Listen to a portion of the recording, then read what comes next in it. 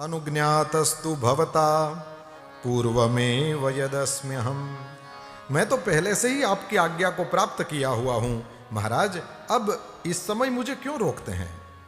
श्री रघुनाथ जी ने कहा, लक्ष्मण, तब जो कहा था वो भी सही है, अब जो कह रहा हूं ये भी सही है। तुम मेरे स्नेही हो, धर्मपरायण हो, धीर हो, वीर हो और सततम सत्पथे स्थितः, तुम सदा सन्मार्ग में स्थिर रहने वाले हो। प्रिय प्राण समो वश्यो, तुम मुझे प्राणों के समान प्रिय हो। क्यों? बोले वश्य, तुम मेरे वश में रहने वाले हो। विजेयश्च सखाच में, ये भाइयों भाइयों में जहाँ संबंध हो वहाँ पर ये ज्ञातव्य है, वो तुरंत ही समझ जाएंगे। ये कहने को भाई भाई होते हैं, वास्तव में कभी कभी मित्र होते हैं। किसी को नहीं बताया जा सके वो उसको बताए तो समझ लो यहाँ मित्रता का भाव ज्यादा है। और तेरी सब मैं जानूं, मेरी सब तू।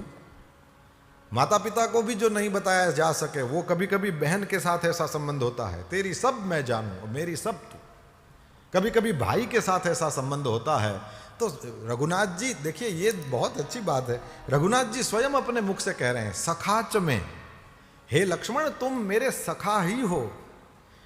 और सख्य में जैसे ये ध्यान में रखने जैसा है, जगत में जितने संबंध हैं उसमें सबसे ज्यादा सन्निकट का संबंध यदि कोई है तो वो पति पत्नी भी नहीं है, वो तो बिल्कुल नहीं है। सबसे सन्निकट का संबंध यदि है तो वो मित्रता का ही संबंध है। और मित्र मित्र में तो फिर कोई पर्दा नहीं होता, जहां प्रीत तहां पर्दा नहीं।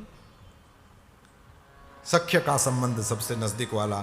श्री रघुनाथ जी कहते हैं लक्ष्मण को कि सखाच में तुम मेरे सखा हो।